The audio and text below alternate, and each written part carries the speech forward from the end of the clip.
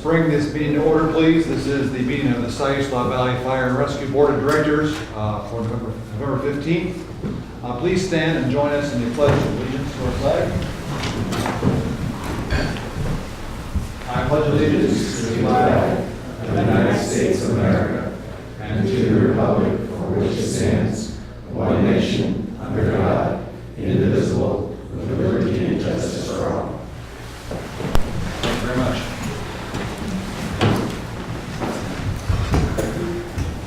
Mary, could you please call for roll call? Director Carnahan? Here. Director Woodbury? Here. Director Green? Here. Director Phillips? Here. And Director Hickson? Here. All right, we have a quorum. Thank you very much. Directors, have you had a chance to review your packets and the minutes specifically from the October 18th meeting? Are there any questions? And if not, can I ask for a motion for approval? All motion to approve the meeting minutes. Motion, is there a second? All second it. Motion and second. All those in favor to approve the October 18th minutes, please say aye. Aye. And none opposed. Thank you. This is the time of the meeting where we would allow for public comment. The section for public comment is limited to 30 minutes in total, and each presenter would have a maximum time of 3 minutes to present. Is anyone here who would like to speak to the Board of Directors of the Siuslaw Valley Fire and Rescue? With that, there is no public comment. Thank you. On the new business, and I'll turn it over to Chief Director. Okay. What we'd like to do now is we'd like to have a swearing-in ceremony. We have 5 firefighters that we'd like to swear in. No, we had 5. We got a bullet. Oh, Jesus. can you count it? Just count it I'll on. step first. We'll have you go ahead and come forward, and we'll have you stand over here. And Captain Larson, can I get you to come up as well?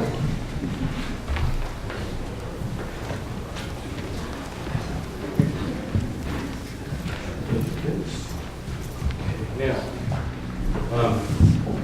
having these fine young men and lady about to be sworn in as firefighters with our fire district. Now, this is a ceremony that we do when we bring on new firefighters, and in certain cases when we have firefighters that have completed, full-time firefighters that have completed their probationary year. And this is an important ceremony for us because, as you know, our community relies on our firefighters a lot. And so we take this very seriously, and this is also my opportunity. They've gotten to hear me yak at them a little bit here and there and hear some of my expectations, but I guess this is the final time that I get to speak with you and make sure that you all understand exactly what it is that you're about to swear to, okay? And I take this very seriously, and I expect you to take that very seriously. So the first thing that I want to make sure is that you understand that we have very high standards for our firefighters. So we expect you to train hard, we expect you to respond to calls, we expect you to treat everyone with respect and to include each other, and it doesn't matter what type of citizen we encounter, we want you to do that. It's very serious.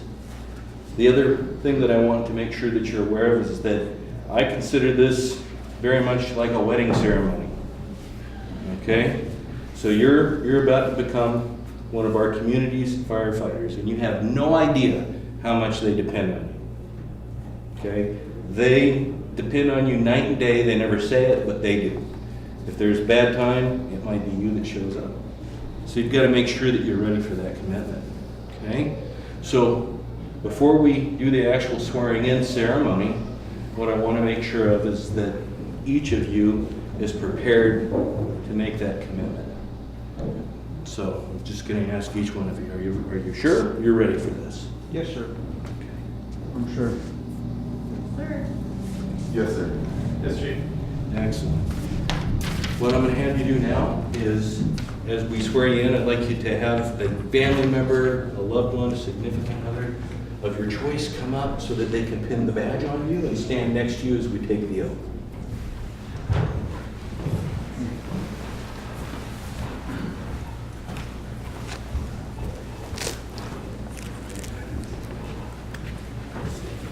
And what we're going to have the loved one do is, are you missing a loved one? I am sorry. Okay. I'm his loved one too. All right. There's nothing better than a captain asking for a loved one. And we have Captain Larson here because he's our training officer, and to this point, and as well as firefighter Warren, they've been responsible for getting our new recruits ready and trained to embark on their duties as firefighters. So what I'm going to do now is I'm going to give you a copy of the swearing in oath, and then we're going to go over some directions, Ross.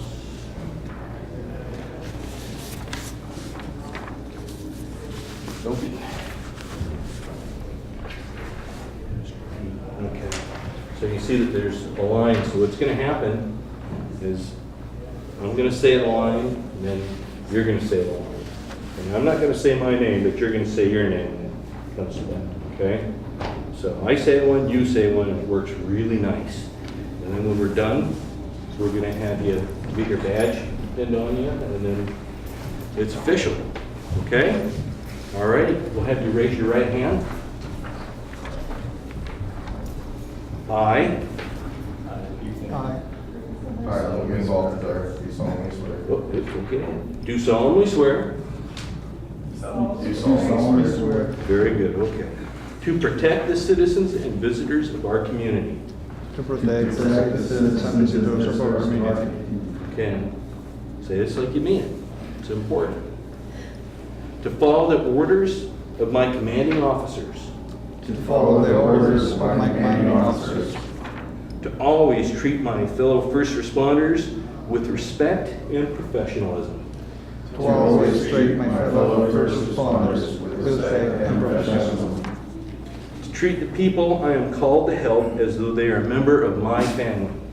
To treat the people I am called to help as though they are a member of my family. To represent Siuslaw Valley Fire and Rescue. To represent Siuslaw Valley Fire and Rescue. With honor and dignity, both on and off duty at all times. with honor and dignity, both on and off duty at all times. Through that last one.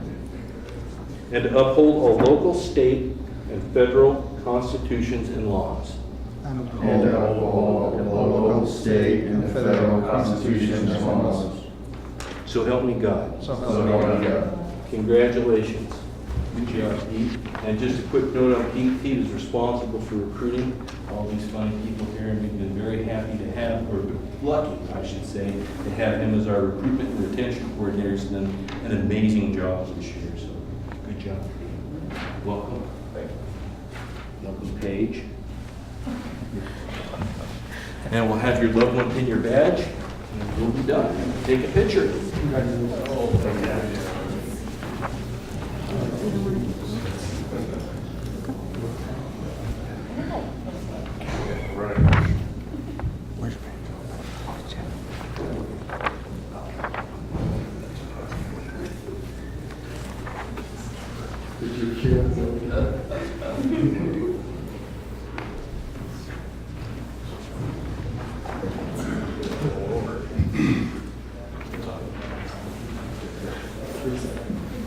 Congratulations. Ross, congratulations. Heather, Jim.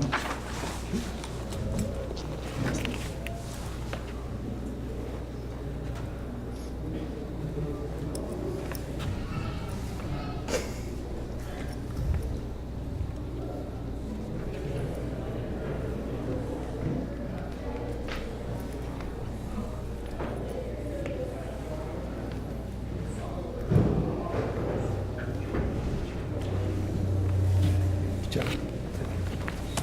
All right.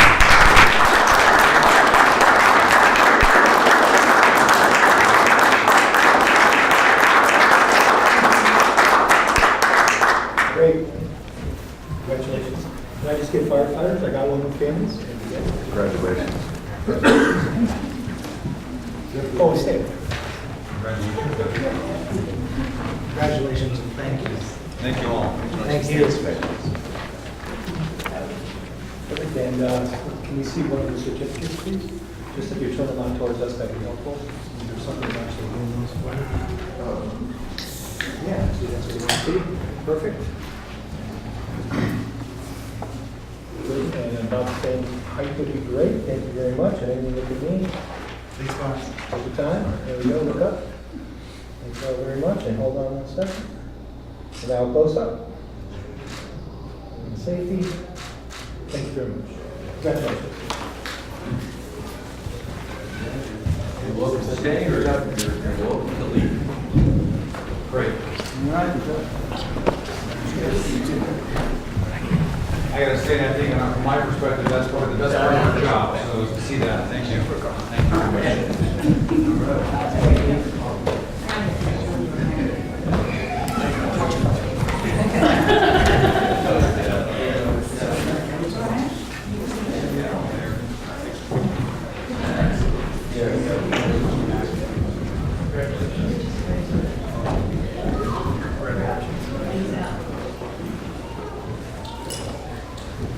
All right, Chief, next, the California Strike Team presentation.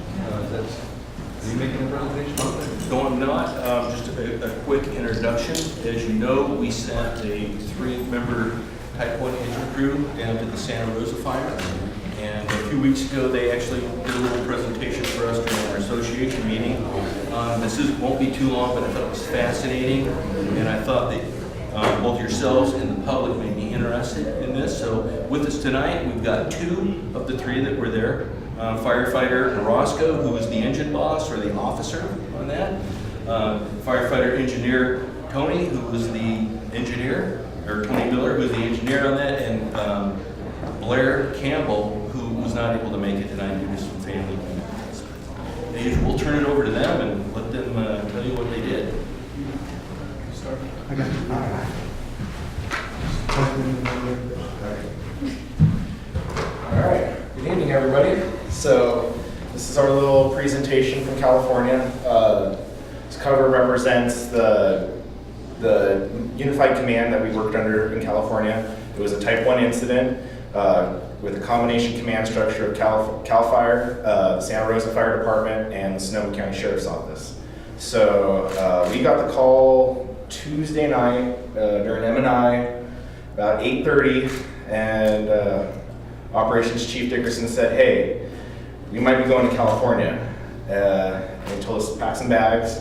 And it was about an hour later, he said, "Hey, I need you in Goshen by midnight." So things started happening real quick. So we loaded up on engine 4, packed our bags, and set out into the night. We met up in Goshen with some of the other Oregon or Lane County fire departments, assembled some strike teams. Lane County sent 2 strike teams that night, 1 strike team of Type 1 engines and 1 strike team of Type 3 engines. And we drove all through the night to California.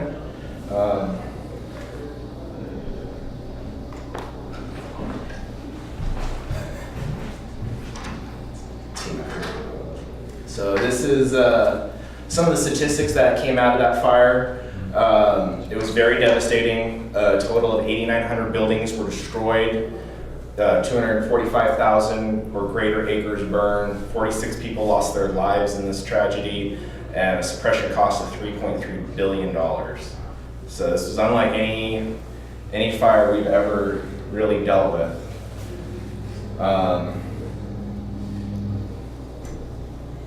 Should play.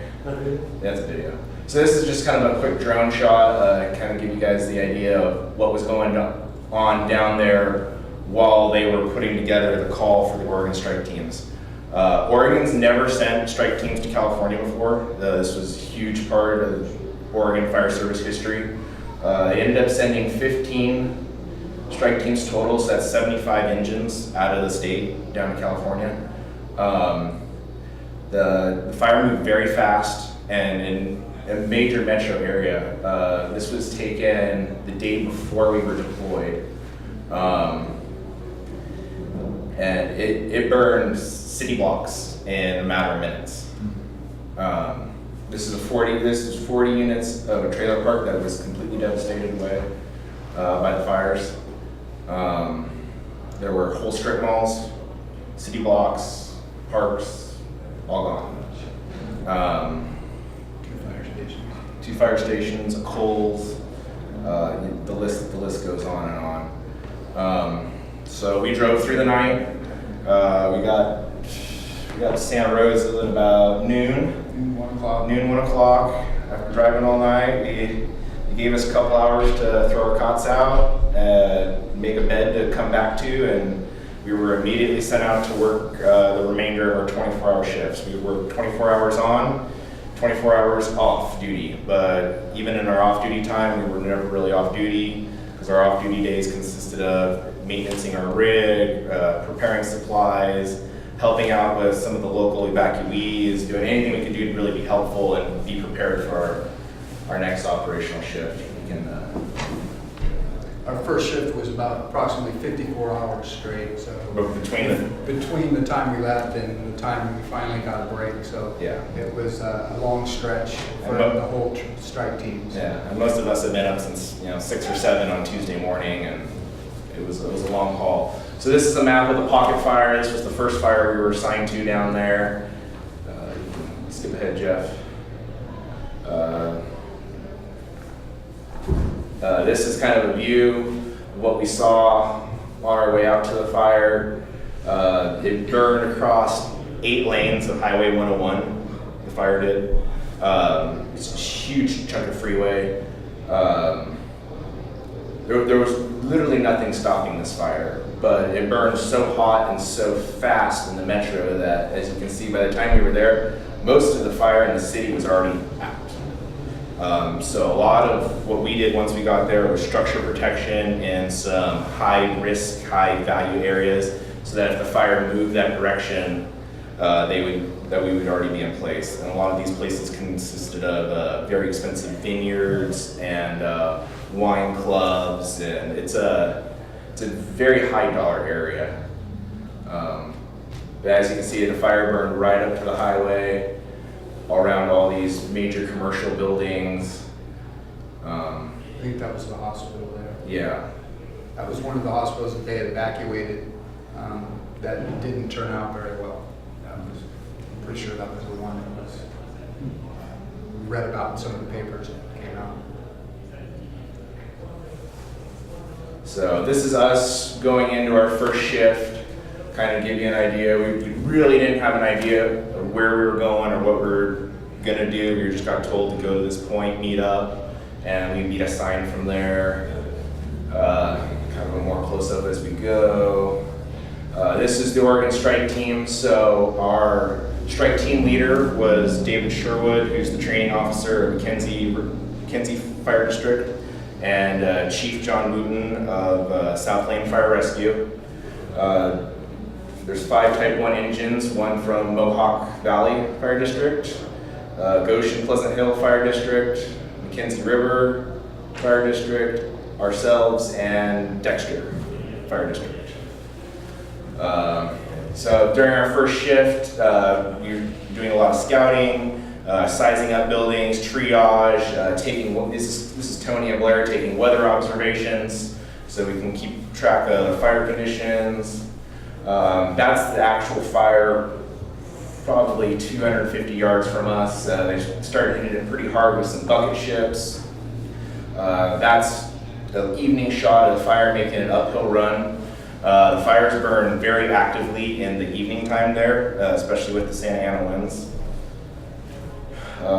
This is us, the photo that made the news, our press release. This is another video of some of the devastation from the highway. So this was on the other side of the highway from what you saw the video earlier. So it literally just jumped 8 lanes, and this is the other part of the devastation that it took out. It just was, it chewed up everything in its path. This is on your way back. This is our way back from our So we first went, shift. and then we were coming back, so we took video of both sides of the road. And this one is right in front of, it would be the equivalent of the Welcome to Florence sign. This is the Welcome to Santa Rosa, right as you come into the city. There's their veteran sign, which by miracle didn't burn. That Kohl's burned. There's a McDonald's right there on the ground, a gas station behind it on the ground. This building right here under construction didn't burn at all. This fire burned with no rhyme or reason. This is a 14-unit strip mall, completely burned out to a skeleton. So it kind of gives you guys an idea. This fire didn't pick or choose. It just burned whatever it wanted to and went out. So this is the Oregon Strike team after our first shift. You can see this with the backdrop. The smoke never really cleared out. It took about 4 days for the smoke to start clearing out. That's a panoramic view of all the fire engines in the parking lot. And this is 50% of the fire engines that were on that scene. I think it was total was 485 fire engines just for this fire.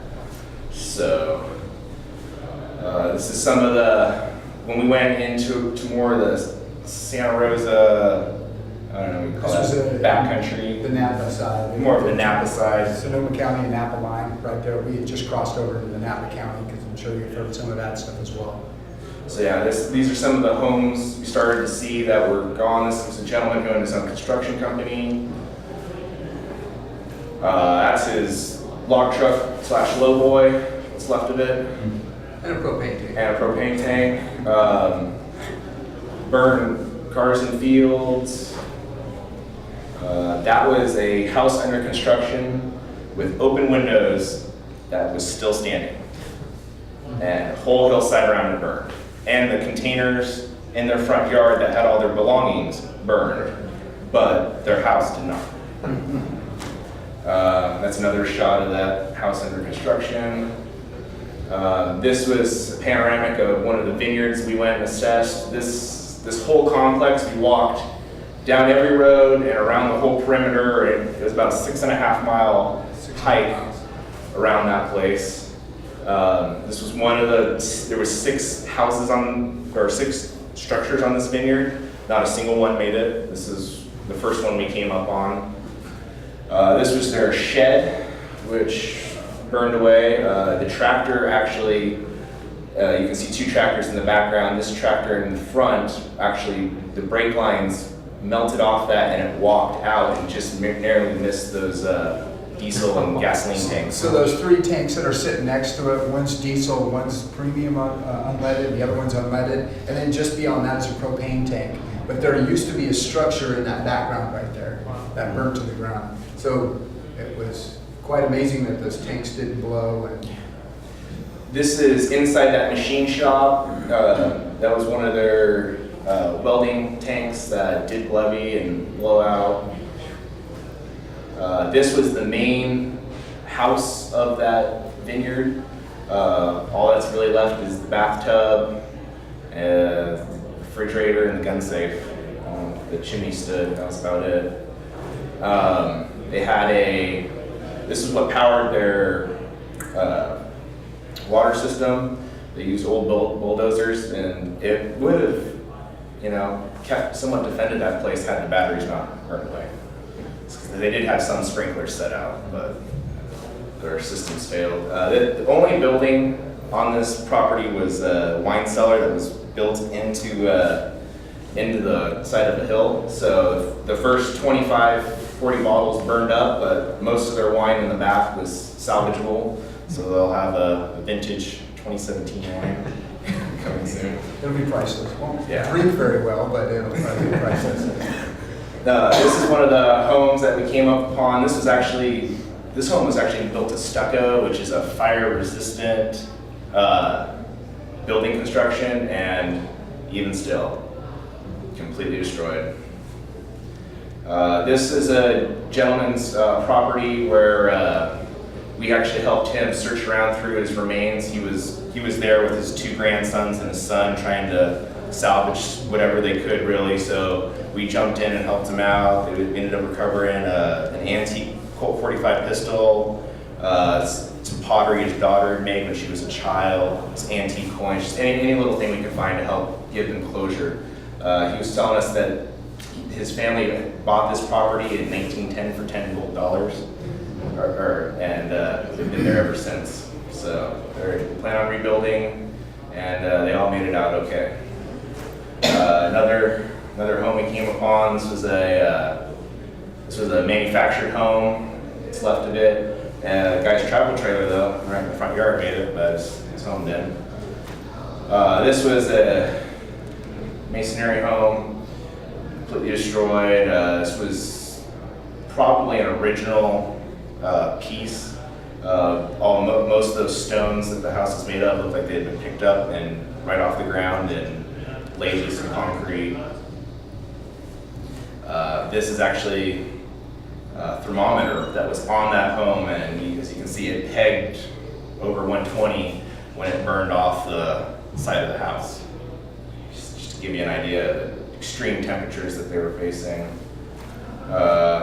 We worked 24-hour shifts, so that includes day and night. At nighttime, we drove the roads for the most part and tried to identify hot spots that were within a safe distance for us to engage. They're a lot easier to see at night because you can't always see the glow during the day, and they don't always put off smoke if they're not very big. So this is your Oregon Strike Team 1. It's a real honor to work with these guys. It's a great group of county firefighters. We're really honored to be down there and making our presence felt. It was a real pleasure to go down there. And thank you for listening to our presentation. Yeah, thank you. Good job, Kyle. Yeah. I can pass on one thing. I have a coworker whose son lives in that area, whose house was destroyed, and I mentioned to her that he'd be making this presentation, and of course she has no idea who helped them evacuate. Just the fact that representatives from Saginaw Valley were down there. She's so proud of you. Your son lost her house, but his life was saved, and the fact that you were part of it is she's forever grateful and has so much gratitude. So thank you. Thank you. If I could just throw in two things that they've left out because they're trying to be modest. We appreciate that. The first thing is they're Oregon Strike Team 1. It's the first Oregon Strike Team in that state. And they were part of it. The second thing that they're not sharing with you is on their way home, their strike team leader gave me a call thanking me for allowing them to come down, but most importantly, this is what he said. He said, well, I want you to know you got some good guys, because anytime I had anything sketchy, they were the ones that I sent. So that was really, and this guy's a pretty tough guy to work with, so it's a real feather in their cap, so thank you very much for making us look so good. Is that because they're sketchy, or? I was there.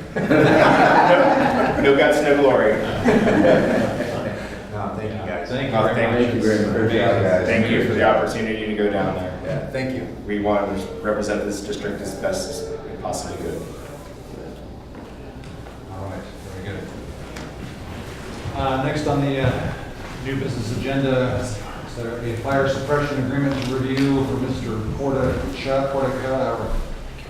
Teacher. Or teacher. I believe that's how you say that. Yes, we have fire protection agreement in place. We've used it before. Basically, what it is, it's to contract services for people that sit outside of our district that want fire protection or are required to have it.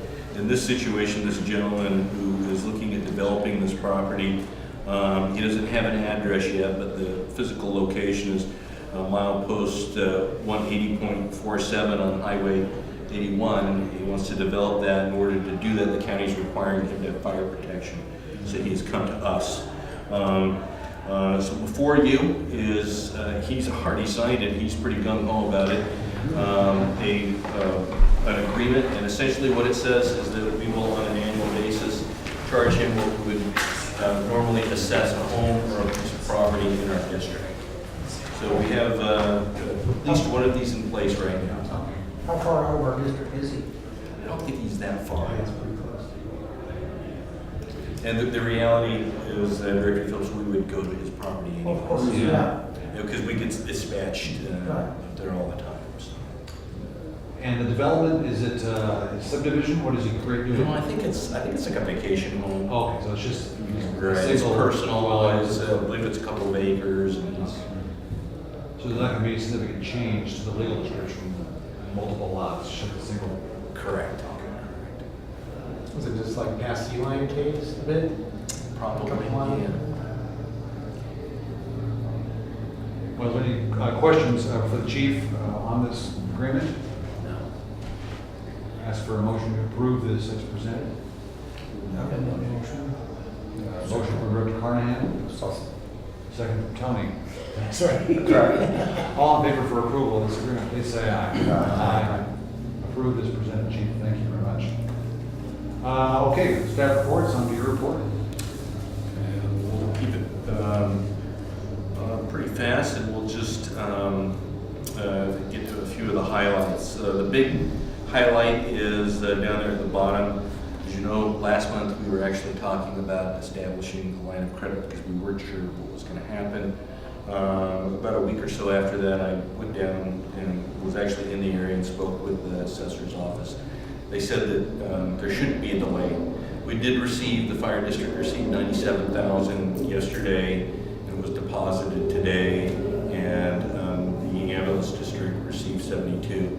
So that doesn't, it's still pretty tight because we have some bills, but we're anticipating that next week we'll start getting the large payments in there. We should be out of the woods. With that said, I've held off on pursuing that line of credit because I didn't want to do that unless we look like we're absolutely going to need it.